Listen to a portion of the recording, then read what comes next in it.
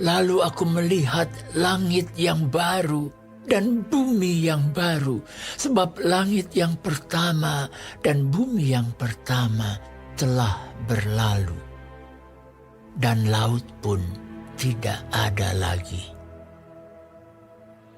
Dan aku melihat kota yang kudus, Yerusalem yang baru, turun dari sorga dari Allah, yang berhias bagaikan pengantin perempuan yang berdandan untuk suaminya.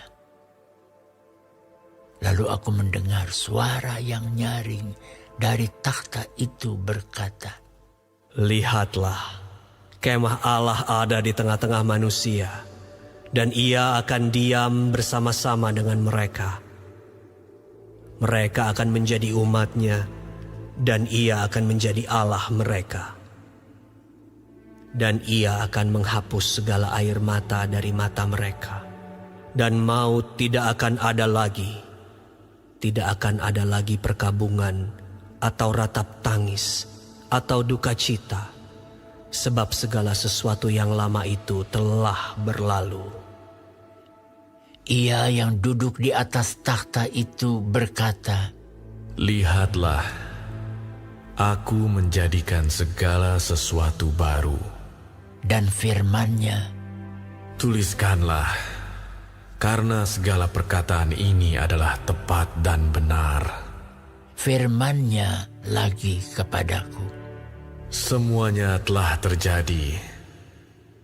Aku adalah Alfa dan Omega, yang awal dan yang akhir. Orang yang haus akan kuberi minum dengan cuma-cuma dari mata air kehidupan. Barang siapa menang, ia akan memperoleh semuanya ini, dan aku akan menjadi Allahnya, dan ia akan menjadi anakku. Tetapi orang-orang penakut, orang-orang yang tidak percaya, orang-orang keji, orang-orang pembunuh, orang-orang sundal, tukang-tukang sihir, penyembah-penyembah berhala dan semua pendusta, mereka akan mendapat bagian mereka di dalam lautan yang menyala-nyala oleh api dan belerang. Inilah kematian yang kedua." Maka datanglah seorang dari ketujuh malaikat yang memegang ketujuh cawan, yang penuh dengan ketujuh malapetaka terakhir itu. Lalu ia berkata kepadaku, katanya, "Marilah ke sini. Aku akan menunjukkan kepadamu pengantin perempuan mempelai anak domba." Lalu di dalam roh ia membawa aku ke atas sebuah gunung yang besar lagi tinggi. Dan ia menunjukkan kepadaku kota yang kudus itu, Yerusalem, turun dari sorga dari Allah.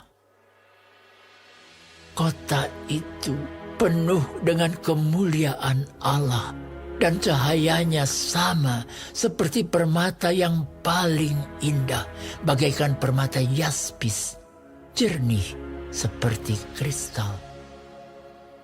Dan temboknya besar lagi tinggi, dan pintu gerbangnya 12 buah. Dan di atas pintu-pintu gerbang itu ada 12 malaikat, dan di atasnya tertulis nama ke-12 suku Israel. Di sebelah timur terdapat 3 pintu gerbang, dan di sebelah utara 3 pintu gerbang, dan di sebelah selatan 3 pintu gerbang, dan di sebelah barat 3 pintu gerbang. Dan tembok kota itu mempunyai 12 batu dasar, dan di atasnya tertulis ke-12 nama ke-12 rasul anak domba itu. Dan ia yang berkata-kata dengan aku mempunyai suatu tongkat pengukur dari emas untuk mengukur kota itu, serta pintu-pintu gerbangnya dan temboknya.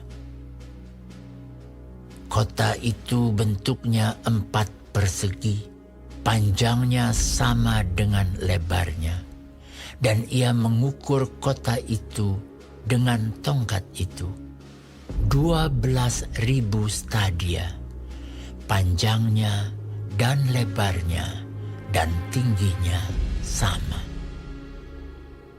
Lalu ia mengukur temboknya 144 hasta menurut ukuran manusia, yang adalah juga ukuran malaikat.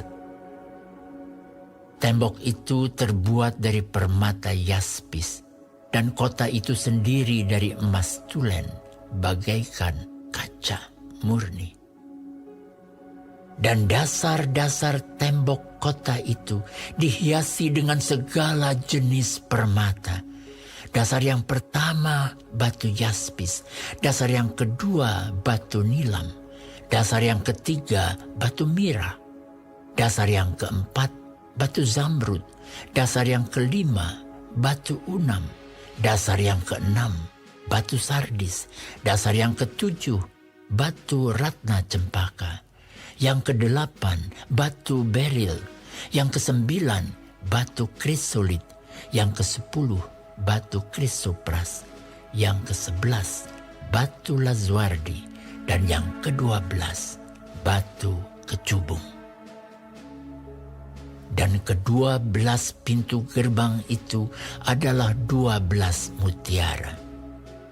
Setiap pintu gerbang terdiri dari 1 mutiara, dan jalan-jalan kota itu dari emas murni bagaikan kaca bening.